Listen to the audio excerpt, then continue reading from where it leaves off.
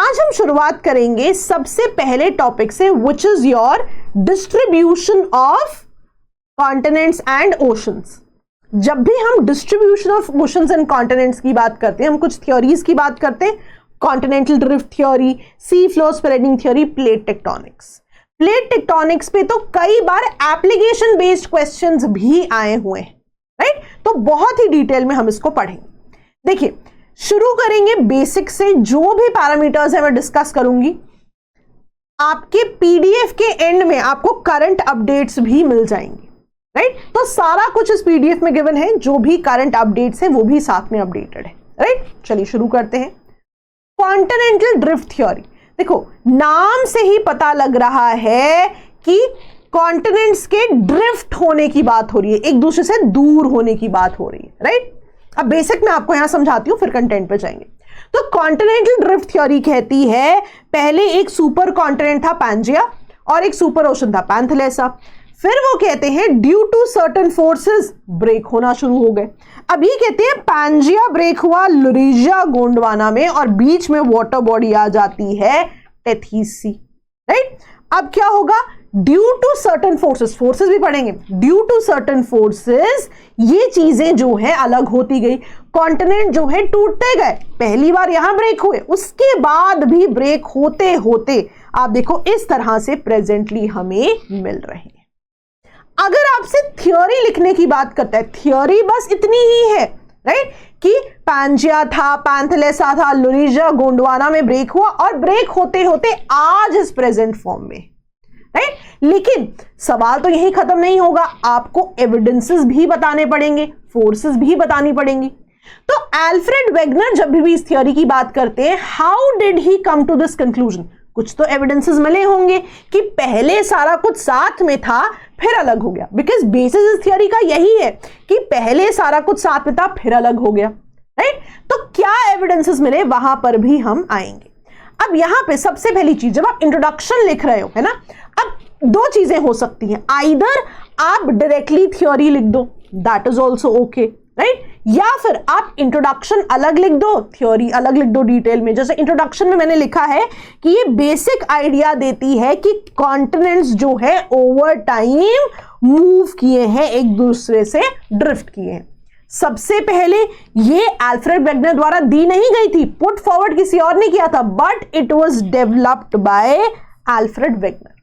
अब होगा क्या? ये एक वैल्यू एडिशन पॉइंट है ना, क्योंकि ये चीजें जो होती है कि पहले किसने दिया था, फाइनली किसने डेवलप किया, ये वैल्यू एडिशन पॉइंट है। इनको आप जरूर अंडरलाइन करना, राइट? अब जब भी आप उस आंसर को लिख रहे हो, मैंने तो चलो यहां बोल्ड कर दिया, आपने पेपर में अंडरलाइन करना है, कॉन्टिनेंट्स हैव मूव्ड, है ना, अल्फ्रेड वेगनर जी के नाम को जियोलॉजिक टाइम में देखा गया है, कॉन्टिनेंट्स मूव किए हैं, इनको अंडरलाइन करना है।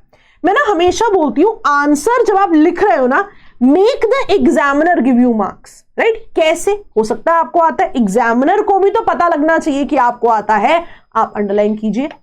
And most importantly, make this diagram.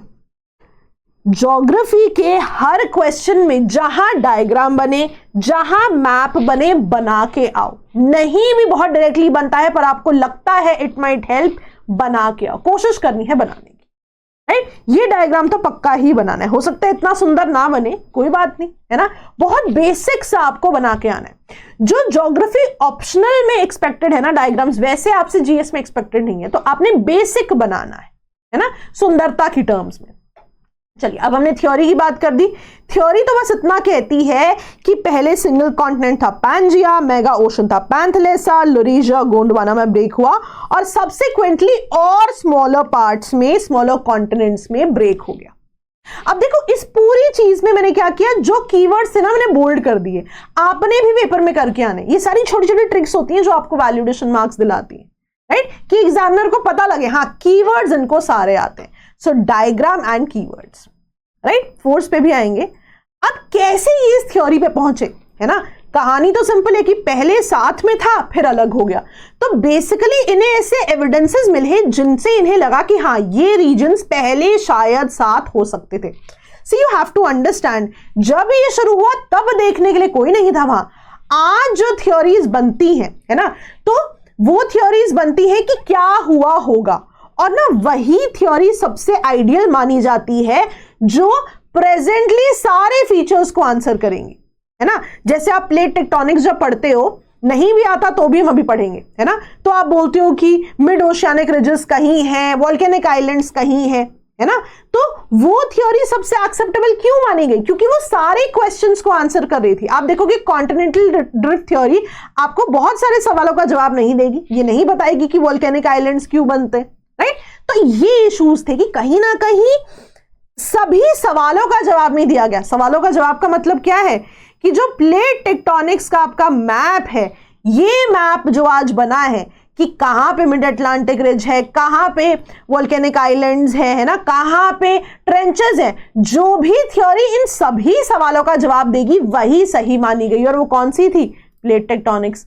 बाकी सारी थ्योरीज में कहीं ना कहीं कुछ ना कुछ कमी रह गई, राइट। अब यहां पे एविडेंसेस की बात करते हैं कि क्यों लगा उन्हें कि ये सारा कुछ सही है। देखो बिल्कुल एक एक पॉइंटर दिया है मैंने और साथ में डायग्राम बनाया, आपने पक्का ही बना के आना है, राइट। अब देखो सबसे पहला क्या था? Apparent affinity of physical features, कि जब अफ्रीका और अमेरिका की शोर लाइंस को मिलाया गया लगा कि ये प्रोबेबली साथ में है।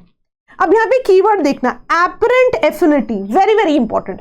एपरेंट का मतलब क्या है? ऐसा लगा कि शायद ये रिमार्केबल मैच देते हैं, राइट। आप देखोगे कई जगह मैचिंग ऑफ जिग्सॉ फिट भी लिखा होगा, जिग्सॉ पजल होती थी बचपन में, तो शब्द बहुत इंपॉर्टेंट है कि लगता है शायद साथ में हो, राइट। तो ये चीजें इंपॉर्टेंट है। सिमिलरली माउंटेन रेंजेस भी, कि यूरोप के माउंटेन रेंजेस और यूएस के एपलेचियन माउंटेन रेंजेस भी seem to be a continuous series.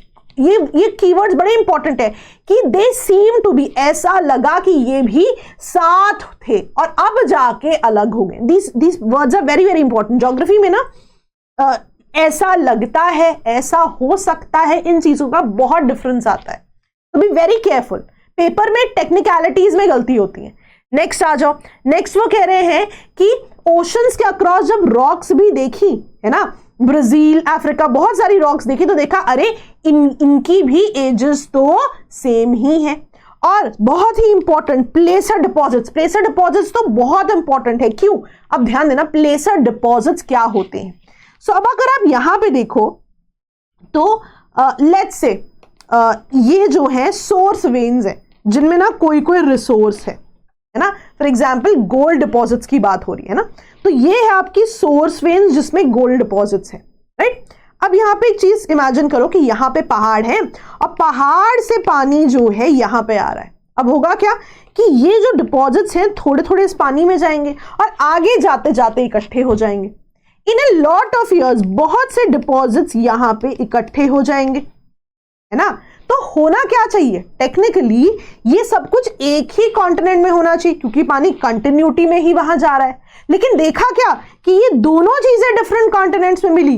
प्लेसर deposit अलग कॉन्टिनेंट में मिल रहा है और जो सोर्स वेन्स थी वो अलग कॉन्टिनेंट में मिल रहा है।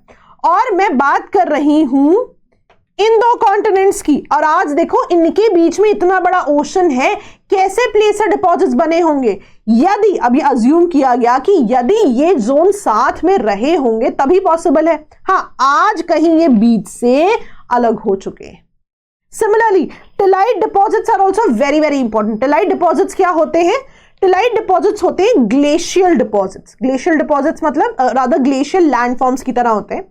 जहां जहां ग्लेशियर्स है, मैं हमेशा इस चीज को बताती हूं, आपने सुना होगा ग्लेशियल पीरियड, इंटरग्लेशियल पीरियड, कि अगर बहुत ठंडे पीरियड्स रहे हैं तो वार्मर पीरियड्स भी आए हैं, ठंडे पीरियड्स रहे हैं वार्मर पीरियड्स भी आए। तो वार्मर पीरियड में क्या होगा? वो ग्लेशियर्स मेल्ट हो जाएंगे। पर क्योंकि वहां ग्लेशियर्स थे, उनके निशान रह जाते हैं, उनके डिपॉजिट्स रह जाते हैं। तो ये कि डिपॉजिट्स इन सभी जगहों पे अवेलेबल है, ये बहुत सारे सदर्न हेमिस्फीयर में आप देखो लैंड मासेस में मिले, राइट। और जो ये ऐसे लैंड मासेस आप देखो जो आज साथ भी नहीं है, पर अगर इन्हें साथ रख दिया जाए, if you try to fit them together, they fit in like pieces of the puzzle. तो टिलाइट डिपॉजिट्स भी एक रीजन यहां पे रहा है, right. Even the distribution of fossils, right, standard diagram है ये। अब ना देखो इसमें बहुत सारे फॉसिल्स की बात है, आपने कोई एक ही एग्जाम्पल लेना है, राइट। अब आप चाहे लैंड रेप्टाइल का एग्जाम्पल ले लो, चाहे आप मीजोसॉरस का एग्जाम्पल ले लो, कोई एक एग्जाम्पल। अब ना वी हैव टू रिमेंबर कि पेपर में every answer has to be an above average answer, right? कोई भी आंसर बेस्ट करने के चक्कर में बहुत सारे आंसर्स हम छोड़ नहीं सकते। तो यहां पे आइडिया क्या होना चाहिए कि जब भी आप एविडेंसेस दे रहे हैं, राइट, एक तो हम हेडिंग पे जरूर फोकस करेंगे, है ना? आप देखो मैंने सारी हेडिंग्स पे फोकस किया, distribution of fossils, tillite deposits, heading पे फोकस करेंगे। एंड आपने एक एक एग्जाम्पल देना है। ऐसा नहीं है कि आपने फॉसिल्स की बात की और आपने 4 एग्जाम्पल दे दिए, that won't help your cause, है ना? आपके पास लिमिटेड टाइम है, लिमिटेड जो है स्पेस भी है टू राइट, है ना? रादर स्पेस से ज्यादा पॉइंटर्स भी लिमिटेड होने चाहिए। ऐसा ना हो कि एक के आपने 3 एग्जाम्पल्स दे दिए, बाकी 4 के एग्जाम्पल्स ही नहीं दिए। दो, बैलेंस करना बहुत जरूरी है, राइट? तो आप हेडिंग और इस तरह के पॉइंटर्स जो है लिख सकते हैं, है ना? अब इसको लिखने का एक और तरीका क्या हो सकता है? मान लो खाली पेपर है और आपने लिखा एविडेंसेस, और आपने एविडेंसेस एक्सप्लेन करना शुरू कर दिया। फर्स्ट एविडेंस मान लो आपने लिखा फॉसिल्स, मान लो, है ना? तो फॉसिल्स लिख के यहीं पे एग्जाम्पल दे दिया। दूसरा एविडेंस आपने यहां लिखा, फिर एग्जाम्पल दे दिया। तीसरा एविडेंस यहां लिखा और फिर एग्जाम्पल दे दिया। कि प्रेजेंटेशन भी बड़ी इंपॉर्टेंट है। अगर ऐसा भी आप कुछ लिखते हो तो भी बहुत बढ़िया रिप्रेजेंटेशन होती है। जरूरी नहीं है आपको पैराग्राफ्स में लिखना है, जरूरी नहीं है कि आपको सिधाई में ही लिखना है ना? एज एन आप इस तरह के स्ट्रक्चर्स भी बना सकते हो, है ना? माइक्रो डायग्राम्स बनाओ पेपर में, है ना? अब मान लो मैं एक चीज दिखाती हूं आपको कि मान लीजिए अब आपने एविडेंसेस बता दी कि किन एविडेंसेस के बेस पे अल्फ्रेड वेगनर जी ने फाइनली इस थ्योरी पे काम किया, है ना?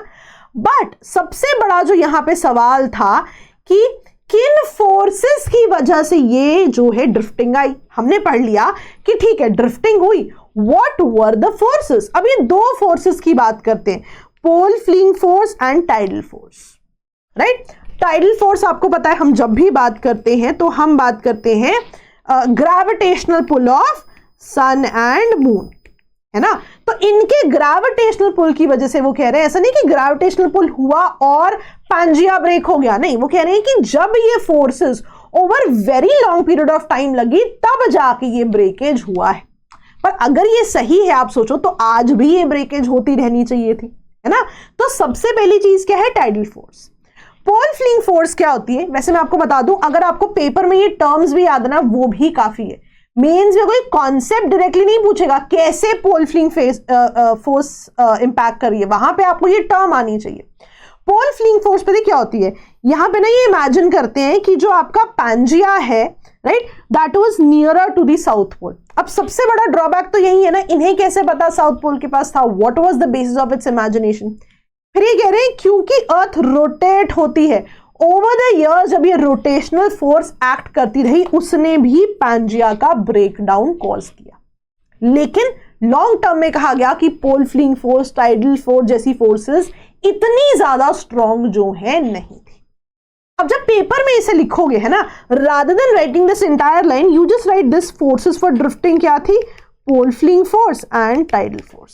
सिंपल, रिप्रेजेंटेशन भी बेटर हो गई और पता भी लग गया। तो हमेशा कोशिश करनी है कोई माइक्रो डायग्राम बन जाए, कोई चार्ट बन जाए, पक्का बना के आना है, राइट? देन क्रिटिसिज्म क्या है? क्रिटिसिज्म ना 4 मेन थे कि सबसे पहला कि ड्रिफ्टिंग मीजोइक एरा में ही शुरू हुई, उससे पहले क्यों नहीं हुई? दूसरी चीज, ये थ्योरी अब आप ध्यान से देखो, this theory does not consider oceans. Continent की ड्रिफ्टिंग की बात हो रही है, ओशंस की तो बात ही नहीं कर रहे। तो सबसे बड़ा क्रिटिसिज्म तो इसके नाम में ही आपको याद हो जाना चाहिए, कॉन्टिनेंटल ड्रिफ्ट, राइट? अब जब आप सी फ्लोर स्प्रेडिंग पढ़ोगे, सी फ्लोर स्प्रेडिंग, तो वहां पे क्रिटिसिज्म क्या लिखोगे कि that theory only talked about water bodies, only oceans. उसका नाम ही सी फ्लोर स्प्रेडिंग है, तो ये चीजें काम आएंगी, राइट? ये प्रूफ मोस्टली अजम्पशंस पे थे, जनरलाइज थे, है ना, कि हो सकता है ये रीजन साथ में हो। इनके बहुत ज्यादा इंपीरिकल एविडेंसेस नहीं थे। फिर उन्होंने बोला टाइड्स, ग्रेविटी इतनी ज्यादा मैग्नीट्यूड में नहीं हो सकती कि कॉन्टिनेंट्स जो हैं मूव करते, राइट? अब कंक्लूजन, अब ना जहां तक हो सके देयर विल बी क्वेश्चंस जहां आप शायद एक ब्रॉडर कंक्लूजन ना लिख पाओ, लेकिन जहां तक हो सके इंट्रो कंक्लूजन लिखना है। आप ये लिखेंगे कि वेगनर्स की थ्योरी वाज नॉट एक्सेप्टेड उस समय क्योंकि जो एग्जैक्ट फोर्सेस थी वो एक्सप्लेन नहीं हो पाई, लेकिन इवेंचुअली ये कॉर्नरस्टोन बनी है प्लेट टेक्टोनिक्स की थ्योरी का। राइट। अब सी फ्लो स्प्रेडिंग में भी ये जरूर लिखना कि लॉन्ग टर्म में वो कॉर्नरस्टोन बनी for the development of evolution of theory of plate tectonics, right. अब हो सकता है जब आप अपना कंक्लूजन लिखो, है ना, तो आप सोचो अरे क्रिटिसिज्म जो है मैं कंक्लूजन के साथ मर्ज करना चाहता हूं, कैन बी डन। कंक्लूजन में आप जो ये क्रिटिसिज्म लिख रहे हो, कंक्लूजन में कॉमा करके ये भी लिख सकते हो कि इन क्रिटिसिज्म्स की वजह से this theory was not accepted. In that case आप दोनों को क्लब भी कर सकते हो। तो ऐसी चीजें आपको करनी पड़ेंगी। अब मान लो आपने क्लब किया है तो कीवर्ड्स को अंडरलाइन करना मत भूलना, right, that is very very important. वैसे आइडियल तरीका तो क्या होता है कि क्रिटिसिज्म लिखा और 1 2 3 4 करके बता दिया, जिससे कि क्लैरिटी ऑफ थॉट बहुत ज्यादा बने, राइट। बट अगर नहीं बन रहा है, आपको लग रहा है कंक्लूजन में लिखना है ना, you more comfortable writing in paragraphs, तो अंडरलाइन आपने नहीं भूलना है, राइट। ओके, दूसरी सी फ्लो स्प्रेडिंग थ्योरी। अब यहां पे ना आपने एक चीज याद रखनी है, हम जब भी इन थ्योरीज की बात करते हैं, हम 4 थ्योरीज की बात करते हैं। कौन कौन सी? Continental drift theory, convectional current theory, sea floor spreading theory and plate tectonics, right. इनमें से जो कन्वेक्शनल करंट थ्योरी है ना, याद रखना वो बहुत ही ज्यादा डायरेक्टली इससे एसोसिएटेड नहीं थी, वो इसके बारे में बात नहीं कर रहे थे, वो मैंटल में कंडक्शनल करंट्स ढूंढने की कोशिश कर रहे थे कि मूवमेंट क्यों होती है। हाँ, उसका यूज हो गया सी फ्लो स्प्रेडिंग थ्योरी में। तो ना जैसे मैं अभी आपको एक क्वेश्चन कराऊंगी जहां पे मैं बोलूंगी compare and contrast all the theories of distribution of ocean and continents, तो वहां पे आपने बस इन 3 थ्योरीज की बात करनी है, वहां पे आप कंडक्शनल करंट थ्योरी की बात नहीं करेंगे, इसलिए मैं आपको बता रही हूं। और मैं कंपैरिजन का पूरा टेबल दूंगी आपको, पूरा कंटेंट आपको बना बनाया दूंगी, सो दैट उसी का आप मल्टीपल रिविजन करो, राइट। अब जैसे ना अगली थ्योरी है कन्वेक्शनल करंट थ्योरी, ये बेसिकली मैंटल रीजन में कंडक्शनल करंट्स ढूंढ रहे थे, राइट। अब यहां पे देखो पॉइंट क्या था, अगर आप इस पूरे डायग्राम को देखो, अब मैंटल में है ना, आपको पता है लावा की बात कर लेते हैं थोड़ा, लावा मैग्मा जब हम कहते हैं, अब इतनी हीटिंग है अंदर, है ना, रेडियो एक्टिव डीके हो रहा है, प्राइमोर्डियल हीट है, इतनी हीटिंग है, क्या सब जगह हीट सेम है? नहीं, कहीं ज्यादा होगी कहीं कम होगी। सो उसका ही यहां पे मैकेनिज्म आता है कि जहां पर भी आप देखोगे हीट डिफरेंस है तो डेंसिटी में भी डिफरेंस होगा, है ना, तो जिनकी भी डेंसिटी कम होगी आप देखोगे वो वाला पार्ट जो है ऊपर की तरफ जाएगा, यहां वॉइड क्रिएट हो जाएगा, इस वॉइड को भरने के लिए ऊपर से सामान आएगा, फिर यहां वॉइड क्रिएट हो जाएगा, इसको भरने के लिए यहां से सामान जाएगा, right. The magma moves, right. तो ये मूवमेंट क्यों चलती जा रही है? शुरू क्यों हुई थी? डेंसिटी डिफरेंसेस की वजह से। डेंसिटी डिफरेंस क्यों था? क्योंकि रेडियो एक्टिव डीके और प्राइमोर्डियल हीट की वजह से सब जगह डिफरेंट सॉर्ट ऑफ हीटिंग है, राइट। मूवमेंट कैसे हो रही है? जैसे ही मूवमेंट शुरू हुई कॉन्स्टेंटली वॉइड क्रिएट होता जा रहा, देख लो मूवमेंट होती जा रही है, राइट। ये यहां पे इसकी बहुत ही ज्यादा सिग्निफिकेंस थी, राइट। अब देखो इसका आगे जाके यूज क्या हुआ, ध्यान से देखना, इसका आगे जाके ब्रॉडर यूज होता है थ्योरी ऑफ प्लेट टेक्टोनिक्स में, राइट। कैसे? अब ध्यान से देखो, प्लेट टेक्टोनिक्स में आप ये वाला मैप पढ़ते हो कि बहुत सारी प्लेट्स एग्जिस्ट कर रही हैं।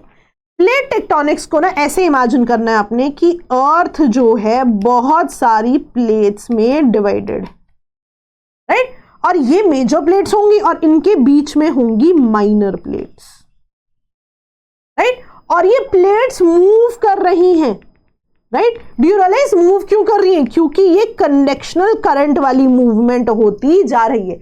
ये प्लेट्स मूव कर रही हैं ओवर एस्थेनोस्फीयर, राइट। ये चीज याद रखने वाली है।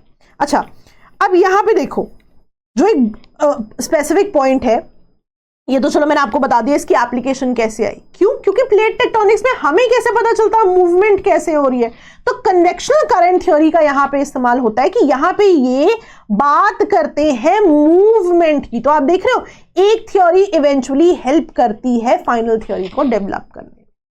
चलिए एनीवेज, ये तो मैंने आपको थोड़ा लिंक करने के लिए बता दिया। पॉइंट यहां देखिए आप, यहां पे हमें क्या पता लग रहा है कि मैग्मा ऊपर जा रहा है, राइट। अब होता क्या है, यहां पे आप देखो ये ना ओशंस के नीचे की बात करते हैं कि मैग्मा आ रहा है, है ना, मैग्मा ऊपर की तरफ जा रहा है, अल्टीमेटली क्या होगा, मैग्मा इसे ब्रेक डाउन कर देगा, इस वाली जगह को, है ना, मेल्ट कर देगा बेसिकली। तो होगा क्या कि जो पहले एक सिंगल प्लेट थी, यहां पे कॉन्स्टेंटली मैग्मा आता जा रहा है, magma with due course of time उसको मेल्ट कर देगा। तो अल्टीमेटली क्या होगा, ये दो डाइवर्जेंस कॉज करेंगे और उसकी वजह से क्या होगा, मैग्मा तो बाहर आता रहेगा, तो मैग्मा बाहर आएगा, यहां पे मैग्मा सेटल होता रहेगा। लॉन्ग टर्म में, है ना, जब मैग्मा सेटल होगा तो इससे क्या बनेंगी, मिड ओशियानिक रिजेस बनेंगी, मिड ओशियानिक रिजेस। अच्छा, मिड ओशियानिक रिजेस में हम पढ़ाते हैं कि ओशन के नीचे छोटे छोटे पहाड़ होते हैं। देखो एग्जैक्ट ऐसे स्ट्रक्चर्स नहीं होते, है ना। आप बस ये इमेजिन करो कि मैग्मा आता जा रहा है, क्योंकि पानी के नीचे ठंडा होकर सेटल होता जाएगा और ऐसी बहुत ज्यादा जगह ऐसे होगा, राइट। और लॉन्ग टर्म में क्या बनेंगी, मिड ओशियानिक रिजेस यहां पर बनेंगी, राइट। तो ये चीज आपने याद रखनी है। आगे जाके आप पढ़ोगे कि यही प्लेट्स जब आगे की तरफ जाएंगी, सबडक्ट करेंगी, ट्रेंचेस बनाएंगी। लेकिन कैसे बनाएंगी, ये कब बात होती है, प्लेट टेक्टोनिक्स में बात होती है। तो कभी कन्वेक्शनल करंट थ्योरी का भी एडवांटेज आता है, तो आप बताओगे कि प्लेट टेक्टोनिक्स में इन्होंने बहुत मदद की। पर प्लेट टेक्टोनिक्स से भी पहले जो इन्होंने मदद की ना, वो कहां करी, सी फ्लोर स्प्रेडिंग थ्योरी में की। देखो सी फ्लोर स्प्रेडिंग थ्योरी जो है, इसकी शुरुआत पता है कहां से होती है, जब सेकेंड वर्ल्ड वॉर के बाद, है ना, अब अटलांटिक ओशन में जो है स्टडीज हो रही है, नीचे सबमरीन्स भेज रहे हैं, स्टडीज हो रही है, देखा गया इसका ना एक्सपेंस बढ़ रहा था, राइट। ऑल्सो आप देखो ये रिजेस भी वहां पाई जा रही थी और ना यहाँ पे बहुत सी चीजें देखी गई। फॉर एग्जाम्पल मैं आपको बताती हूँ। So for example let's say this is your ocean floor, right, और यहां पे आपका बेसिक क्रेस्ट है, राइट, जहां पे आपका मैग्मा बाहर आ रहा है। इन्होंने एक चीज देखी, लेट्स से जितना जितना आप इससे दूर जाते जा रहे थे, राइट, जितना जितना दूर जाते जा रहे थे, अब यहां पे सेडिमेंट्स होंगे, है ना, जैसे 1 2 3 4 1 2 3 4, जितना जितना दूर जाते जा रहे थे ना, सेडिमेंट्स जो है ओल्ड होते जा रहे थे। जितना इसके पास थे सेडिमेंट्स न्यू और यंग थे। इसका क्या मतलब हुआ कि ये बहुत रीसेंट इन ओरिजिन होंगे, ये बहुत ओल्ड इन ओरिजिन होंगे। यही नहीं, इन्होंने देखा कि अगर ये इक्विडिस्टेंट जगह को देखें, 1 1 2 2 3 3 4 4, इनकी प्रॉपर्टीज भी सेम थी, सेडिमेंट्स की पोलैरिटी, है ना, ये चीजें जो है सेम थी। रादर इन्होंने एक चीज और नोटिस की कि जितना जितना दूर जाते जा रहे थे, आप देखो मैंने हाइट्स अलग अलग बनाई है सेडिमेंट्स की, सेडिमेंट्स भी बढ़ते जा रहे थे, कि जो ज्यादा दूर था वो ज्यादा बड़ा सेडिमेंट्स था। क्यों? क्योंकि आप ये भी तो समझो प्रोसेसेस पैरेलली हो रहे हैं, यहां नदियों से भी तो बहुत ज्यादा सेडिमेंट्स आते रहे होंगे, तो जो पास है वो तो रीसेंट इन ओरिजिन है, पर जो दूर है उन पे जो बाकी प्रोसेसेस से सेडिमेंट्स आते होंगे वो भी तो इकट्ठे होते रहे होंगे। तो इससे दे रियलाइज्ड वन थिंग, अब ये सारा कुछ कहां हो रहा है, सी फ्लोर यानी ओशन के नीचे हो रहा है। दे रियलाइज्ड, ध्यान से सुनना, दे रियलाइज्ड इससे कि सी का फ्लोर क्या हो रहा है, एक्सपैंड हो रहा है। इसको ना ऐसे समझो कि दो लोग खड़े थे, राइट, इनके बीच में मैंने एक और बंदा खड़ा कर दिया, है ना। अब एक और नए बंदे के आने के लिए पहले वालों को दूर जाना पड़ेगा, थोड़ा सरकना पड़ेगा ना उन्हें। अब मान लो मुझे एक और बंदा लेके आना है तो और पीछे होना पड़ेगा, एक और बंदा लेके आना है और पीछे होना पड़ेगा। आप इस वोल्केनिक इरप्शन को भी ऐसे ही समझो कि पहले हुआ फिर और होता जा रहा है, तो उसको फिट करने के लिए जो ये वाला जोन था इसको पीछे जाना पड़ेगा, और इरप्शन होगा उस नए के आने के लिए इनको और पीछे जाना पड़ेगा। तो क्या हुआ, सी का फ्लोर जो पहले यहां था आप देख रहे हो स्प्रेड होता जा रहा है। That is what sea floor spreading is all about. और यहां पे देखो जो सबसे इंपॉर्टेंट चीज थी कि जब ये मैग्मा बाहर आएगा और सेटल होगा, अभी हमने पढ़ा था कि सी फ्लोर पे जब भी मैग्मा आएगा और सेटल होगा उससे क्या बनेंगी, मिड ओशियानिक रिजेस बनेंगी। तो कन्वेक्शनल करंट थ्योरी का जो सबसे इंपॉर्टेंट पैरामीटर बताया जाता है वो क्या बताया जाता है कि सी फ्लोर स्प्रेडिंग को समझने में इसने बहुत हेल्प किया, कि सी फ्लोर ने इस थ्योरी की मदद से समझा कि कहीं ना कहीं जब भी आप कि सी का फ्लो स्प्रेड होगा, मिड ओशियानिक रिजेस जो है जरूर बनेंगी, राइट। तो ये चीज इंपॉर्टेंट है यहाँ पे। तो अब ना मान लो कन्वेक्शनल करंट थ्योरी के बारे में कभी भूले भटके पूछ ले तो आपको पता है कि इन्होंने नेक्स्ट सेट ऑफ थ्योरीज बनाने में आपको मदद की है, राइट। तो जब भी आप इस थ्योरी की बात करें आप बताइए कि किन्होंने थ्योरी दी है, राइट। फिर आप बता सकते हैं कि ये क्या कह रहे हैं कि कांस्टेंट इरप्शंस हो रहे हैं ओशियानिक रिजेस पे, मैंने आपको दिखाया ओशंस के नीचे हो रहे हैं, और सी फ्लो स्प्रेडिंग का जो बेस्ट एग्जाम्पल पॉसिबल है, राइट, आप देख सकते हैं पूरा मिड अटलांटिक रिज की बात हो रही है। ऑल्सो हमने क्या पढ़ा था, सी का फ्लोर स्प्रेड हो रहा है ना। अब सी का फ्लोर स्प्रेड हो रहा है, मैग्मा बाहर आ रहा है, लावा सेटल हो रहा है, और अल्टीमेटली क्या बन रही हैं, रिजेस बन रही है। ये कहती है सी फ्लो स्प्रेडिंग थ्योरी। यही अभी आप प्लेट टेक्टोनिक्स में जाओगे ना, वहां आइडियल एक्सप्लेनेशन मिलेगी कि इसे डाइवर्जेंस कहते हैं, कि यूरेशियन प्लेट और नॉर्थ अमेरिकन प्लेट डाइवर्ज हो रही है, मैग्मा आ रहा है, सेटल हो रहा है, राइट। अब सी फ्लो स्प्रेडिंग थ्योरी में ना बहुत आइडियल नहीं मानी गई, क्यों, मैंने आपको बताया था ये सारे फीचर्स एक्सप्लेन होने चाहिए, ट्रेंचेस क्यों बन रही हैं, वोल्केनिक आइलैंड्स क्यों है, पर इस थ्योरी ने भी सबको एक्सप्लेन नहीं किया। मैं आपको दिखाती हूं। अब जब इस थ्योरी के बारे में आप लिख रहे हो तो आप बताइए कि ओशियानिक क्रस्ट जब रप्चर होगा ओशियानिक क्रस्ट का, लावा आएगा तो ओशियानिक क्रस्ट जो है स्प्रेड हो जाएगी, राइट। और ओशियानिक क्रस्ट का स्प्रेड होना ही सी फ्लो स्प्रेडिंग का रेफरेंस था यहाँ पे। अब एविडेंस देखो, हमने पढ़ा था कि इनको कैसे पता चला। सबसे पहला पॉइंट क्या था कि वोल्केनिक इरप्शंस कॉमन है मिड ओशियानिक रिजेस के आसपास। और आप उल्टा समझो कि जब इन्होंने ये थ्योरी बनाई है सब कुछ एग्जिस्ट कर रहा है, वो उसको एक्सप्लेन ही करना चाह रहे हैं कि इन्होंने देखा जहां जहां मिड ओशियानिक रिजेस थी वोल्केनिक इरप्शंस कॉमन थे। कॉमन के बाद इन्होंने क्या देखा, इनको पता लगा अरे वोल्केनिक इरप्शंस तो कॉमन है यहाँ पे। फिर उन्हें पता लगा कि जब मैं इक्विडिस्टेंट जोन्स में आया तो सिमिलैरिटी थी, है ना, इक्विडिस्टेंट जोन में। मान लो 1-1 की बात की तो period of formation, chemical composition, magnetic properties, है ना। और जैसे जैसे किसी ने मूव अवे किया फ्रॉम द क्रेस्ट नंबर 4 तक तो एज क्या हुई 4 की, इंक्रीज हुई, 4 वाज ओल्ड। तो जो पॉइंटर्स मैंने वहां बताए हैं वो सारे यहां लिखे हैं, आप इस तरह का डायग्राम जरूर बना के आना। फिर यहां पे ना मैंने एक और चीज भी बोली, ओशियानिक क्रस्ट मच यंगर मिली इन्हें age compare to continental rocks. पर इसका आंसर यहां नहीं मिलेगा, इसका आंसर हमें प्लेट टेक्टोनिक्स में मिलेगा, राइट। प्लेट टेक्टोनिक्स में क्या होगा, इसका आंसर यही समझ लो। प्लेट टेक्टोनिक्स कहती है कि जब भी आप 2 प्लेट्स की बात कर रहे हैं और एक ओशियानिक प्लेट है ना, प्लेट टेक्टोनिक्स कहती है ओशियानिक प्लेट डेंसर है, और due to it being denser वो क्या करती है, सबडक्ट करती है। अब सिंपल लॉजिक लगाओ, प्लेट्स है ना, नीचे क्या है, मैग्मा है। एक प्लेट नीचे की तरफ आ गई तो वो क्या होगा, मैग्मा में चली जाएगी, मोल्टन हो जाएगी। इसलिए आप देखोगे ओशियानिक क्रस्ट जो है कॉन्स्टेंटली डिस्ट्रक्ट होती जा रही है। क्यों, क्योंकि डेंस होने की वजह से वो मैग्मा में मिलती जा रही है, मोल्टन रॉक बन जाती है। इसलिए आप देखोगे ओशियानिक क्रस्ट कॉन्स्टेंटली डिस्ट्रॉय होती जाती है। इसलिए आप देखते हो कि वो जो है बहुत ही ज्यादा नई नई बनती जाएगी। क्यों बनती जाएगी, क्योंकि एक तो डिस्ट्रॉय होती जा रही है और दूसरा यहां से जो है आपका मैग्मा जब बाहर आता है तो वो यहां पे मिड ओशियानिक रिजेस बना देता है ना। मिड ओशियानिक रिजेस क्या है, क्रस्ट ही तो है। इसको एक और तरह से देखो, ऐसे बनाते हो आप कि this is continental crust, this is oceanic crust. हमेशा ओशियानिक क्रस्ट ना आप कम थिक बनाते हो। क्यों, पहला रीजन जो है बिल्कुल ही जो है डेंसर होने की वजह से जो है ये सबडक्ट हो जाती है ना। अब यहां पे समझो ओशियानिक क्रस्ट में अगर यहां पे डाइवर्जेंस हो, जैसे ओशंस के नीचे होती है, मैग्मा बाहर आए तो मैग्मा कहां सेटल होगा, इस क्रस्ट पे ही ना सेटल होगा। तो दैट मीन्स जमीन पे ही नई जमीन बन रही है, क्रस्ट पे ही क्रस्ट बनता जा रहा है, राइट। क्यों बन रहा है, क्योंकि मैग्मा वहां सेटल हो रहा है। इसलिए आप देखते हो कि एक तो ओशियानिक क्रस्ट यंगर है ना, क्योंकि वो जो है कहीं ना कहीं एक तो डिस्ट्रॉय हो रहा है, but apart from that constantly mid oceanic ridges पे बनता भी जा रहा है, राइट। इसलिए आप देखोगे ओशंस के सेडिमेंट्स भी बहुत कम होंगे। क्यों, क्योंकि कॉन्स्टेंटली डिस्ट्रॉय होता जा रहा है ना। तो इन चीजों पे आपने फोकस करना है कि इन पैरामीटर्स को आप जरूर बनाओगे।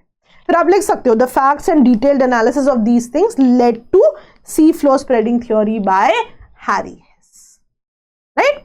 अब एक ना मैंने वैल्यू एडिशन किया है, मान लो आपसे पूछ लेता है इंप्लीकेशंस क्या थी इस थ्योरी की, तो बेस्ट इंप्लीकेशन तो आपने समझ लिया कि it contributed to the formation of plate tectonics. But apart from that दो और चीजें जो इनसे पता लगी हमें कि इन स्प्रेडिंग साइट्स पे है ना, जहां भी आप सी फ्लो स्प्रेडिंग की बात करें हो, वोल्केनिक एक्टिविटी हो सकती है, अर्थक्वेक्स भी हो सकते हैं, ये भी तो पता लगा इनसे। अब मेंस में ना यही एप्लीकेशन वाले पॉइंट्स आपको लिख के आने कि कॉन्सेप्ट तो हमें पता होता है बट हमें ऐसा इंटरलिंक करना है कि पेपर में हम लिख पाए। और सबसे बड़ी चीज, ओशंस का फ्लोर स्प्रेड हो रहा है। मैंने आपको शुरुआत डिस्कशन से कहा की थी कि अटलांटिक ओशन में इन्होंने देखा कि सी का फ्लोर स्प्रेड हो रहा है, अटलांटिक ओशन का फ्लोर स्प्रेड हो रहा है। ये है क्या? ओशन बेसिन ही तो है। तो वाइडनिंग ऑफ ओशन बेसिन भी इस थ्योरी का इंप्लीकेशन बनता है, राइट? तो ये जो वैल्यू एडिशंस है ना, ये आपने याद रखने, क्योंकि ना पेपर में ऐसे ही क्वेश्चंस आते हैं, राइट? और ये चीजें सीख ली तो पक्का ही बढ़िया काम होगा, राइट? अब देखो कंक्लूजन में भी मैंने लिखा हुआ है, it subsequently led the groundwork for emergence of new theories, for example plate tectonics theory, जो एब्सोल्युटली डिटेल में एक्सप्लेन करता है distribution of ocean and continents को। और ये सिग्निफिकेंट इंप्रूवमेंट थी ओवर कॉन्टिनेंटल ड्रिफ्ट थ्योरी। तो आप देख रहे हो ये चीजें ऐसा नहीं आपने प्री के लिए पढ़ी नहीं होंगी, बट लिखने का तरीका इंपॉर्टेंट है। अब यहां पे ना एक और वैल्यू एडिशन मैंने किया है, 2022 का एक करंट अफेयर है।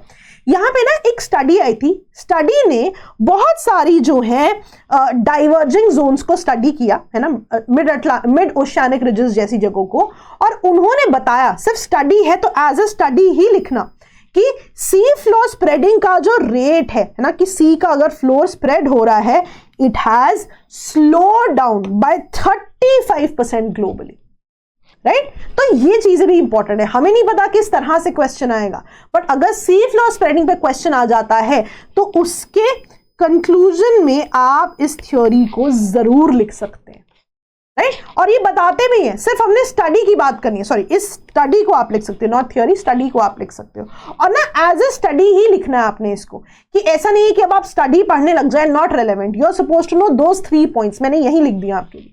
सबसे पहला रीजन पता है वो क्या बोलते हैं? वो कहते हैं कि पहले जब सब कुछ हट रहा था तो इतने माउंटेन रेंजेस नहीं थे सी पे, है ना, सी के फ्लोर पे उनको स्टेबिलिटी लाने के लिए। तब से अब तक बहुत सारे माउंटेन रेंजेस आ चुके हैं, तभी मूवमेंट में मदद आती है, राइट? तभी मूवमेंट में इशू आता है। दूसरा वो कह रहे हैं कि अब ना मैच्योर स्टेज आ चुका है कॉन्टिनेंट ब्रेकअप का, पहले की तरह नहीं कि ब्रेक डाउन हो ही रहा है। तो वो कहते हैं मैच्योर स्टेज में प्रोसेस तो स्लो होना है। तीसरी चीज वो कह रहे हैं कि हमें पता है ये जो मूवमेंट थी, हमने अभी कंडक्शनल करंट्स पढ़ी थी, कि मैंटल में जो ये मूवमेंट्स है ये हो रही है। वो कह रहे हैं जितनी मैंटल में इन मूवमेंट्स में चेंजेस आएंगे उतना ही ये जो है स्लो डाउन होती रहेगी। तो आपने इस स्टडी को ऐसा का ऐसा लिख के आना है, and you have to remember it's a study, तो उसको स्टडी की तरह ही कोट करना है। जब आप इसको कंक्लूजन में लिखोगे, आप ये डायरेक्टली नहीं लिखोगे कि it is known that sea floor का जो स्प्रेडिंग रेट्स है वो स्लो हो गया। आप लिखोगे according to a study it was analyzed. ये टर्म्स बड़ी इंपॉर्टेंट है। जैसे आप लिखते हो इको सर्वे में ये लिखा हुआ था, तो when you write these things value addition बनता है। तो ये भी आप कोट कर सकते हो, है ना। वैसे तो अगर आप ना भी करके इतना ही लिख दो, जैसे इंप्लीकेशन वाला पॉइंट ही मुझे लगता है कितना बड़ा वैल्यू एडिशन है, नहीं दिया होता है एनसीईआरटीज में, राइट? इनको लिख के आओ, है ना। अब डिपेंडिंग अपॉन की क्वेश्चन क्या है, you can also use this, right? But थोड़ा पुराना करंट अफेयर है ना, बट किस तरह यूज करने क्वेश्चन में you'll have to see, but implication तो जरूर लिख के आना। और आप देख रहे हो मैंने यहाँ पे कोशिश की कि मैं ऐसे माइक्रो डायग्राम जैसे चार्ट्स बना दूं, रिप्रेजेंटेशन बेटर हो जाती है, राइट? चलो अब यहां पे जो तीसरा सवाल आता है ना, यहां पे मैंने ना कंपेयर और कंट्रास्ट किया, सिमिलैरिटीज और कंपैरिजन बताए हैं तीनों थ्योरीज के। मैं ना अभी एप्लीकेशन भी आपको बताऊंगी, राइट? अगर आपके पास पेन और पेपर है ना तो वो ले आओ, प्लेट टेक्टोनिक्स में एक्सप्लेन करने लगी, राइट? ये आपको लिखना पड़ेगा, 5-10 मिनट आपको मेरे साथ लगाने पड़ेंगे, आपको पूरा कॉन्सेप्ट समझ में आ जाएगा। बेस्ड ऑन दिस आप खुद एप्लीकेशन बता पाओगे। I will wait for couple of seconds। अगर आपके पास पेन पेपर है तो आप ले आइए। जो एक्सप्लेनेशन दे रही हूं कहीं नहीं लिखा हुआ, आपको याद करना पड़ेगा। यहीं से आपको समझ में आ जाएगा फोल्ड माउंटेन्स कैसे बनते हैं, आइलैंड्स कैसे बनते हैं, वोल्केनोज कैसे आ रहे हैं, वोल्केनिक इरप्शंस कैसे हो रही है। अब देखो हमने क्या पढ़ा थ्योरी ऑफ प्लेट टेक्टोनिक्स में कि प्लेट्स, हमने बेसिकली पहुंचना है इस पर्टिकुलर मैप पे कि ये कैसे हो रहा है, ठीक है। पर मैंने आपको क्या बताया कि आप इसको अर्थ को ऐसे इमेजिन करो कि earth is divided into a lot of plates. सबसे पहली जो गलती होती है यहां पे, हमेशा आप देखोगे लिथोस्फेरिक प्लेट्स लिखा होता है, लिथोस्फेरिक प्लेट्स ही लिख के आना है। क्यों? क्योंकि याद रखना, जब आप इंटीरियर ऑफ द अर्थ पढ़ोगे, मैं पढ़ाऊंगी वो भी, तो आपका क्रस्ट और अपर मैंटल मिला के लिथोस्फीयर बनता है, और यही लिथोस्फीयर मूव करता है ओवर एस्थेनोस्फीयर। तो पेपर में हमेशा क्या लिखे आना, लिथोस्फेरिक प्लेट्स एक बेहतर रिप्रेजेंटेशन रहती है, राइट। अब ये एस्थेनोस्फीयर पे मूव कर रहा है। अब प्लेट्स हैं बहुत सारी, आइदर प्लेट्स में डाइवर्जेंस हो सकती है ना, कि plates can move away from each other, और there is a possibility of convergence कि प्लेट्स टकरा जाए, या फिर ट्रांसफॉर्म बाउंड्री की भी बात हो सकती है। ट्रांसफॉर्म बाउंड्री क्या होता है कि plate just slide past each other कर जाती है। अब ध्यान से देखना, डाइवर्जेंस के दो सिनारियोज हैं, जब डाइवर्जेंस ओशंस के नीचे होती है, जब डाइवर्जेंस कॉन्टिनेंट्स पे होती है, राइट। ओशंस के नीचे का क्या मतलब है? अब देखो, ओशंस के नीचे जब भी डाइवर्जेंस होगी, दो प्लेट्स डाइवर्ज करेंगी, हमने अभी पढ़ा क्या होगा, मैग्मा बाहर आएगा, सेटल होगा, और इससे क्या बनेंगी, मिड ओशियानिक रिजेस, राइट। इसका बेस्ट एग्जाम्पल क्या है, मिड अटलांटिक रिज। मैं आपको दिखा देती हूँ, देखो मैंने आपको दिखाया था, यूरेशियन प्लेट एक तरफ डाइवर्ज हो रही है, नॉर्थ अमेरिकन प्लेट एक तरफ डाइवर्ज हो रही है, बीच में जो मैग्मा आ रहा है उससे इवेंचुअली क्या बन रही है, मिड अटलांटिक रिज बन रही है, राइट। दूसरा एग्जाम्पल, कॉन्टिनेंट्स के नीचे, कॉन्टिनेंट्स पे जब डाइवर्जेंस होती है। अब सिंपल शब्दों में समझो, ये एक जोन है, ठीक है। डाइवर्जेंस का मतलब क्या है, लेट्स से मैंने ये वाला पार्ट अलग कर दिया है ना, इस वाले पार्ट पे डाइवर्जेंस हो गई, तो इसको, इसमें क्या होगा, जो पार्ट अलग हो गया वो पार्ट खाली हो जाएगा यहां से, है ना, और जमीन जो है डाइवर्ज कर गई। तो ये जो खाली पार्ट होता है, this is called rift valley. पहले यहां जमीन थी, अब नहीं है, सिंपल, राइट, डाइवर्ज हो गई। इसका बेस्ट एग्जाम्पल है east African rift valley, right. अब मैं आपको दिखाती हूं, यहां पे ईस्ट अफ्रीकन रिफ्ट वैली, और आप देखोगे बाकायदा ईस्ट अफ्रीकन रिफ्ट वैली आप गूगल करोगे तो आप देखोगे वहां पे क्रैक्स हैं जमीन में, राइट, बिकॉज डाइवर्जेंस एग्जिस्ट कर रही है। रादर यहां पे जो आप लेक्स पढ़ते हो ना, बहुत सारी लेक्स हैं यहाँ पे, ग्रेट लेक्स करके, ये जो डिप्रेशंस बने हैं लेक्स बनने के लिए, वो कैसे आए हैं, बिकॉज जमीन क्या कर रही है, अलग हो रही है। मैं आपको एक करंट एस्पेक्ट भी दिखाऊंगी इसका जो न्यूज में, राइट, याद रहेगा। चलो, ये दो चीजें कॉज करेंगी डाइवर्जेंस। अब अगर मुझसे पूछ ले कि रिफ्ट वैली कैसे बनती है पेपर में, है ना, तो मुझे बताए कि रिफ्ट वैली में मैं क्या लिखूंगी। पहले मैं थ्योरी ऑफ प्लेट टेक्टोनिक्स की बेसिकली बात करूंगी। देखो, थ्योरी बस इतना कहती है कि प्लेट्स है, प्लेट्स मूव कर रही हैं, लिथोस्फेरिक प्लेट्स मूव कर रही हैं ओवर एस्थेनोस्फीयर, और उनकी इंटरैक्शन से आगे चीजें होती हैं। फिर मुझे पूरी थ्योरी एक्सप्लेन नहीं करनी है, मुझे सिर्फ डाइवर्जेंस का ये केस लेना है अगर मुझसे रिफ्ट वैली पे सवाल आ जाता है ना, सिंपल शब्दों में, राइट, कि अगर ऐसा कंसेप्चुअल सवाल आएगा, ठीक है। अगली चीज है कन्वर्जेंस। अब देखो, दो ही हमारे पास पॉसिबिलिटीज हैं, ओशियानिक प्लेट और कॉन्टिनेंटल प्लेट। अब कन्वर्जेंस में भी ना तीन कंडीशंस बनेंगी, आइदर दो कॉन्टिनेंट्स आपस में टकरा सकते हैं, कॉन्टिनेंटल जो है प्लेट्स की बात हो रही है, या कॉन्टिनेंटल एंड ओशियानिक प्लेट टकरा सकती है, या ओशियानिक प्लेट टकरा सकती है, और तो कोई पॉसिबिलिटी नहीं है। ऑल्सो ना, मैं आपको एक और चीज बताऊं, कभी कभी ना हम यहाँ पे अपनी मर्जी के सिनारियोज बनाते नहीं, इट्स अ थ्योरी। जिसने थ्योरी दी है, जिसने जो एस्पेक्ट एक्सप्लेन किए, आपको भी वही एक्सप्लेन करने हैं, आप नया नहीं बना सकते यहाँ पे कुछ। हाँ, कुछ करंट अफेयर्स में आ गया, उसको आप यहाँ जोड़ सकते हो, जैसे सी फ्लो स्प्रेडिंग थ्योरी में एक स्टडी आ गई, मैंने वहां बता दी आपको। तो ये चीज आपने याद रखनी। अभी मैं आपको 3-4 करंट जो अर्थक्वेक्स न्यूज में थे वो भी बताऊंगी, प्लेट्स के इंटरैक्शन वाले। अब सबसे पहले देखो, कॉन्टिनेंटल कन्वर्जेंस में सबसे बेस्ट एग्जाम्पल क्या आता है? हिमालयाज। और इससे बनते क्या है? Fold mountains. अब कंडीशन देखना, ठीक है, ध्यान से देखना यहां पे। जब हम बात करते हैं कॉन्टिनेंटल ड्रिफ्ट की, है ना, अब आप देखो ये पार्ट जो है पहले अफ्रीका का ही पार्ट था, है ना, फिर धीरे धीरे अलग होके टेथीस सी से होते होते यहां गया है, राइट, और आज जो है इसी का पार्ट है, राइट। तो बेसिकली डू यू रियलाइज क्या हुआ? ये भी कॉन्टिनेंट का पार्ट था, मूव होते होते यहां पे जो यूरेशियन प्लेट थी, जो अगेन कॉन्टिनेंटल प्लेट थी, उससे टकराया है और बीच में पहाड़ बने हैं हिमालयस, सिंपल शब्दों में। अब इसी को अगर मैं यहां पे देखने की कोशिश करूं, राइट, तो यहां पे आप देखो Himalaya, Indo Australian plate and Eurasian plate, जब ये दोनों टकराई हैं तो यहां हिमालय बना है। और इस मैप को भी ध्यान से देखो कि ये वाला जो सिंबल है ट्राइंगल वाला, कन्वर्जेंस का सिंबल है। तो कन्वर्जेंस वाला सिंबल आप इस तरह से पेपर में बना के आना अगर हिमालयास पे क्वेश्चन आ गया तो, है ना। अब आप देखो, दैट मीन्स यहां पे हुआ क्या है कि दो कॉन्टिनेंटल प्लेट्स के बीच में कन्वर्जेंस हुआ है। उसमें भी मैं एक और चीज आपको बताती हूं, आपको और समझ में आएगा। देखो, दो कॉन्टिनेंटल प्लेट्स के बीच में पहले कौन सा वाटर बॉडी था? पढ़ा था हमने, टेथीस सी। अब इसको कहते हैं जियोसिंक्लाइन। इस जियोसिंक्लाइन में क्या होगा? पानी होगा और सेडिमेंट्स होंगे। अब आप कहोगे सेडिमेंट्स कहां से आए? भाई यूरेशियन प्लेट पहले से एग्जिस्ट कर रही है, बहुत सारी नदियां वहां से सेडिमेंट्स लेके आएंगी। अब जैसे जैसे इंडो ऑस्ट्रेलियन प्लेट उसकी तरफ बढ़ी, पानी तो फ्लश आउट हो गया, पर सेडिमेंट्स इकट्ठे हो के क्या बने? यहां पे माउंटेन रेंजेस बनी है। और याद रखना, ऐसा नहीं कि एक ही बार में बन गया, हम ऐसा पहाड़ बना देते, नहीं, मल्टीपल, बहुत समय लगा है बनने में, मल्टीपल रेंजेस बनी है।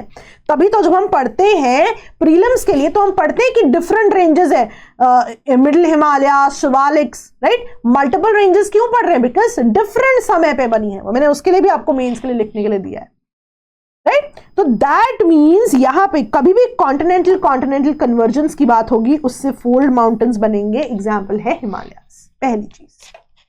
दूसरी चीज देखो, जब ओशियानिक कन्वर्जेंस होगी, अब मैंने आपको क्या बताया था, जब भी ओशियानिक प्लेट और कॉन्टिनेंटल प्लेट होगी या ओशियानिक प्लेट कुछ भी हो, ओशियानिक प्लेट बीइंग डेंसर हमेशा सबडक्ट करेगी। इसका मतलब अगर मैं इस कंडीशन की बात करूं, यहां भी ओशियानिक प्लेट सबडक्ट करेगी। लेकिन अगर मैं इस कंडीशन की बात करूं, दो ओशियानिक प्लेट्स हैं, अब क्या हो भला? दोनों में से कोई तो डेंस होगी, वो क्या होगी? सबडक्ट। एक ऐसी रहेगी, एक क्या हो जाएगी? सबडक्ट हो जाएगी, राइट। अब जब भी ऐसी सबडक्शन होती है, ये कहां पे हो रही है? ओशियानिक है, मतलब ओशन तो साथ में है। और आपको पता है ट्रेंचेस कहां बनते हैं जी? ओशंस में बनते हैं। ओशंस की ये जो वी शेप्ड वैलीज हैं डेप्थ में, वो क्या है? ट्रेंचेस ही तो हैं। तो जब भी ओशियानिक प्लेट होगी, सबडक्ट करेगी, सबडक्ट करके ये वी शेप वैली बनाएगी, वहां क्या बनेगी? ट्रेंचेस बनेगी। अब अगर पेपर में क्वेश्चन आ जाता है कि ट्रेंचेस कैसे बनती हैं, आप कौन सी कंडीशन बताओगे सबसे पहले? Oceanic convergence. एक और कंडीशन भी पढ़ेंगे। सिमिलरली मान लो यहां पे एक कॉन्टिनेंटल थी और एक ओशियानिक थी। हमें पता है ओशियानिक ने तो सबडक्ट ही करना है और ओशंस भी एग्जिस्ट कर रहे हैं, तभी यहां पे भी क्या बनेंगी? ट्रेंचेस बनेंगी। तो यदि पेपर में ट्रेंचेस कैसे बन रही है पूछा जाता है, तो आपने दोनों कंडीशंस बतानी है, ये वाली भी और ये वाली भी। एक बताओगे तो मार्क्स आधे ही मिलेंगे, तो दोनों आपने बतानी है, ठीक है। चलो आगे चलते हैं। अब यहां पे होगा क्या? अब जब ये आपकी प्लेट सबडक्ट हो गई है ना, तो बहुत सारा नीचे तो मैग्मा था, अब मैग्मा में धीरे धीरे मिल रही है। जो यहाँ पे एक्स्ट्रा बहुत सारा मैग्मा इकट्ठा हो जाता है ना, वो अब बाहर आने लगता है। अब क्या होगा? वो मैग्मा सेटल होने लगेगा। सेटल होने की भी ना स्टेजेस हैं, ध्यान से देखना। पहले थोड़ा बहुत सेटल होता है, इस समय पे इसको कहते हैं सी माउंट्स। फिर जैसे जैसे इसमें लेयर बढ़ती जाएगी, जब ये ओशन वाटर के ऊपर दिखने लगे, जब आप ऊपर से देखोगे ना, तो आपको बस इतना पार्ट नजर आएगा जैसे कि ये आइलैंड है। तो ये कौन से आइलैंड होते हैं? वोल्केनिक आइलैंड्स होते हैं। जैसे Indonesian island, Philippines island, volcanic islands है। तो अगर पेपर में सवाल आया वोल्केनिक आइलैंड्स कैसे बन रहे हैं, तो आप कौन सा केस एक्सप्लेन करोगे? मैं दिखाऊंगी भी, लिखा हुआ है ओशियानिक कन्वर्जेंस। लॉन्ग टर्म में है ना, मिलियंस ऑफ ईयर्स है ना, लॉन्ग टर्म में होता है सारा कुछ। जब ये ऊपर वाला पार्ट पूरा इरोड हो जाएगा, कुछ इस तरह के स्ट्रक्चर बन जाएंगे, राइट, फ्लैट, तो इन्हें कहते हो आप गुयोड्स। अच्छा, यहां पे सबसे पहला डाउट आना चाहिए था कि मैंने यहां पे जब मैग्मा को बोला आप सेटल हो जाओ, मैंने कहा उसका नाम सी माउंट्स है। पहले मैं मिड ओशियानिक रिजेस बोल रही थी, याद रखना वो डाइवर्जेंस की कंडीशंस थी। डाइवर्जेंस में नाम क्या था? Mid oceanic ridges. कन्वर्जेंस में जब यहां हुआ, नाम क्या है? सी माउंट्स, राइट। तो यहां पे आपको पता लग गया कि वोल्केनिक आइलैंड्स कैसे बन रहे हैं। अभी हम क्वेश्चन करेंगे कि फिलीपींस और इंडोनेशियन आर्किपेलागो कैसे बना, मैकेनिज्म आपको यही लिखना है ना। वहां पे हाँ आपको प्लेट्स का नाम एडिशनल लिखना पड़ेगा, वो भी मैं दे दूंगी, याद कर लेना आप, राइट। नाउ अब देखो होगा क्या, जब भी हम कॉन्टिनेंटल ओशियानिक कन्वर्जेंस की बात करेंगे, है ना, हमें पता है ओशियानिक प्लेट तो सबडक्ट हो गई। अब क्या होगा? अब देखो कॉन्टिनेंट पे तो पहाड़ है, पहाड़ पे नदियां भी होंगी, तो नदियां जो है आके यहाँ पे सेडिमेंट्स इकट्ठी करती रहेंगी। यही सेडिमेंट्स जो रिवर्स से बने थे, रिवर के सेडिमेंट से बने थे, ये इवेंचुअली क्या बन जाएंगे? Fold mountains. तो डू यू रियलाइज दो चीजों से फोल्ड माउंटेन्स बन रहे हैं। जब कॉन्टिनेंटल कन्वर्जेंस थी तब भी फोल्ड माउंटेन्स बने, पर यहां पे दो कॉन्टिनेंटल प्लेट्स थी। जब कॉन्टिनेंटल ओशियानिक प्लेट मिली, राइट, तब भी फोल्ड माउंटेन बने, लेकिन वहां पे कंडीशन दूसरी थी। इसका आइडियल एग्जाम्पल है, आप रॉकी माउंटेन्स की बात कर सकते हो, एंडीज माउंटेन्स की बात कर सकते हो। मैं आपको दिखाती हूं कैसे। अब देखो, जब यहां हिमालयाज की बात हुई थी, देखो दोनों कॉन्टिनेंटल प्लेट थी, लेकिन जब यहां पे आप बात कर रहे हो, राइट, एंडीज की, रॉकीज की, तो देखो एक तरफ तो कॉन्टिनेंटल प्लेट है, एक तरफ क्या है? ओशियानिक प्लेट है, राइट। तो जब भी आप लेट से एंडीज की बात कर रहे हो, तो आप इन दो की बात करोगे, south American plate and Nazca plate. याद करना पड़ेगा जो जो एग्जाम्पल बता रही हूं। देखो, you don't have to know all the examples in the world, हर चीज का एक एक एग्जाम्पल याद करोगे बहुत है, राइट। तो अब यहां पे देखो हमने क्या कहा, पढ़ा था, ध्यान से देखना कि जब भी कॉन्टिनेंटल ओशियानिक प्लेट होगी, ओशियानिक प्लेट सबडक्ट करेगी अंडर कॉन्टिनेंटल।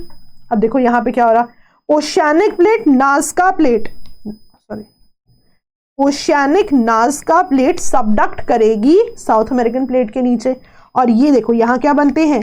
एंडीज बनते हैं, राइट। तो ये आपने याद रखना है, ठीक है, ओके। अब अगर मुझे क्वेश्चन आ जाता है फोल्ड माउंटेन्स पे, अब इन दोनों कंडीशंस में डिफरेंस क्या है? प्लेट्स का डिफरेंस है ना, एक कॉन्टिनेंटल है, एक कॉन्टिनेंटल ओशियानिक है। पर सिमिलैरिटी देखो कि यहां पे जो सेडिमेंट्स थी, ये सेडिमेंट्स कहां से आए थे? याद है कि जो यूरेशियन प्लेट से नदियां आ रही थी, वो सेडिमेंट्स लेके आई थी। यहां भी कॉन्टिनेंटल प्लेट से जो सेडिमेंट्स नदियां लेके आ रही थी, उनसे बने। तो दोनों ही रिवर्स के सेडिमेंट से बने होते हैं, राइट। तो जब भी आप इसको, मैं दिखाऊंगी आपको एक क्वेश्चन अभी, राइट, कि कैसे लिखना है, तो आप देखोगे ये रिवर्स के सेडिमेंट से बने हुए हैं, राइट। अगेन आप देखो यहां पे जब भी प्लेट सबडक्ट होगी कोई, मैंने कहा था ट्रेंचेस तो बनेंगी, तो आप देखोगे यहां पे पेरू चिले ट्रेंच भी एग्जिस्ट करता है। अब देखो यहां भी ट्रेंच है, तो यहां देखो ये वाला साइन है, कन्वर्जेंट बाउंड्री वाला साइन है, क्योंकि ट्रेंचेस के लिए कन्वर्ज करना जरूरी है ना। आप देखो ट्रेंचेस के लिए कन्वर्जेंस होना जरूरी है, राइट। अब यहां पे एक चीज देखो, वोल्केनिक इरप्शन कहां होगा? देखो जहां जहां तो ओशियानिक प्लेट है ना, वहां तो ओशंस है ना। हमने बड़ा ओशंस में तो भाई डाइवर्जेंस है, मैग्मा तो बाहर आ रहा है, सिंपल शब्दों में एग्जांपल।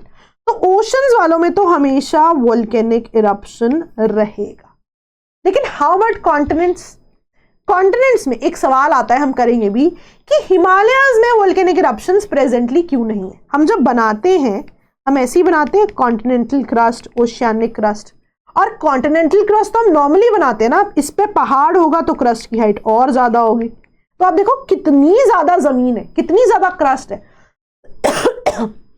अगर वोल्केनो को आना है, अगर आपकी वोल्केनिक इरप्शन होनी है, तो ये पार्ट तो इजीली बाहर आ जाएगा, क्रस्ट देखो कितनी थिन है, पर यहां देखो कितनी थिक है, पॉसिबिलिटी ही नहीं है वोल्केनिक इरप्शन होने की। तो ये चीज आपने याद रखनी। अब यहीं पे जब हमने इतनी सारी इंटरेक्शन की बात की, मैं आपको करंट अपडेट्स भी दिखाऊंगी। तीसरा, ट्रांसफॉर्म बाउंड्री। ट्रांसफॉर्म बाउंड्री में क्या होता है, plates just slide past each other, plates जो है बिल्कुल साइड से निकल जाती हैं। इसका बहुत अच्छा एग्जांपल मैं दिखाती हूं, एनसीईआरटी में ही दिया हुआ है, ये देखो। अगर आप यहां ध्यान से देखो, ये एक लाइन जहां होगी वो ट्रांसफॉर्म बाउंड्री का एग्जांपल है। ये देखो, ये एक लाइन सेंट एंड्रियास फॉल्ट्स का एग्जांपल, राइट। अब देखो जैसे मिड अटलांटिक रिज, देखो डाइवर्जेंस हो रही है ना, डाइवर्जेंस के लिए दो लाइन है। यहां देखो ईस्ट पैसिफिक राइज भी डाइवर्जेंस का एग्जांपल है, राइट। तो मान लो आपसे सी फ्लो स्प्रेडिंग के लिए कोई एग्जांपल पूछ लेता है, तो सी फ्लो स्प्रेडिंग में आपको डाइवर्जेंस का एग्जांपल देना है, आप ईस्ट पैसिफिक राइज भी लिख सकते हो, राइट। समझ में आया? यहां तक मुझे बताइए कोई इश्यू, कोई कंसर्न्स? अभी हमारे 4-5 क्वेश्चंस डायरेक्टली ही इनसे निकलेंगे।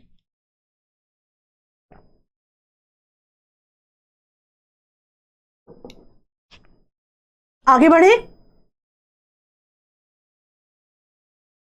हाँ जी, अभिषेक, अमोघ, अर्चना, बासित, विकास, चलो बहुत बढ़िया। अब क्वेश्चंस देखो आप, ठीक है। अब यहां पे मैंने किया हुआ है कंपेयर एंड कंट्रास्ट, है ना। अब कंपैरिजन देखो, है ना। अब सिमिलैरिटीज देखो क्या है। 3 थ्योरीज थी हमारे पास, मैंने कहा था अगर कंपैरिजन पूछ लिया तो आपने कन्वेक्शनल करंट थ्योरी नहीं लिखनी। अब सिमिलैरिटी देखो, है ना, बिल्कुल रेडीमेड मटेरियल है कि ये तीनों ही ट्राई कर रही थी distribution of ocean and continents को बताना। अब देखो ऐसा नहीं कि ये पॉइंट आपको पता नहीं है, एब्सोल्युटली आपको पता होगा, लेकिन लिखने का तरीका है। ये फोर्सेस रिस्पॉन्सिबल बताती हैं for the formation of earth in the ocean, है ना, continental crust and oceanic crust. अपने अपने लेवल पे तीनों बता रही हैं, लेकिन बता रही हैं ऑल्सो ये एक बेसिक जियोलॉजिकल टाइम स्केल भी बताती हैं कि कब कब ये चीजें जो है हुई होंगी, राइट। अब ऐसा नहीं कि ये तीनों चीजें आपको पता नहीं थी। मेंस में चैलेंज क्या है, इन चीजों को लिखना। तभी मैंने आपको बिल्कुल दिया हुआ ऐसे ऐसे ही लिखाना। अब कंपैरिजन का टेबल भी बनाया हुआ और आपको सारा आता है कि प्रपोज किसने किया, बेसिक पॉइंट्स क्या थे, है ना, फोर्सेस रिस्पॉन्सिबल कौन सी हैं, एविडेंसेस क्या है सपोर्ट में, है ना, बेसिक पॉइंटर्स क्या है, कोई ड्रॉबैक है अगर, और ओवरऑल कंट्रीब्यूशन। जैसे हमने बताया कि कॉन्टिनेंटल ड्रिफ्ट थ्योरी का कंट्रीब्यूशन सबसे बड़ा क्या था, इसने आगे की थ्योरीज को हेल्प की। पर यही चीज अगर हम प्लेट टेक्टोनिक्स में लिखें, प्लेट टेक्टोनिक्स ने क्या किया, हमें सभी सवालों का जवाब दिया। तो आप देखोगे कि प्लेट टेक्टोनिक्स का कंट्रीब्यूशन क्या था, इसने वेरियस ज्योग्राफिकल फीचर्स को समझने में हमें मदद की। प्लेट टेक्टोनिक्स जो है बहुत ही ब्रॉडर थ्योरी मानी गई। तो मैंने एब्सोल्युटली जो जो आपको समझाया है ना, यहां पे पॉइंट्स दे दिए, सारा कुछ हमने डिस्कस किया है, तो आप इसको एक बार पढ़ेंगे अच्छे से। रेडीमेड है, जरूर इसे पढ़िए। अब यहां पे ना मैं आपसे एक और, हाँ, ये क्वेश्चन भी पढ़ते हैं।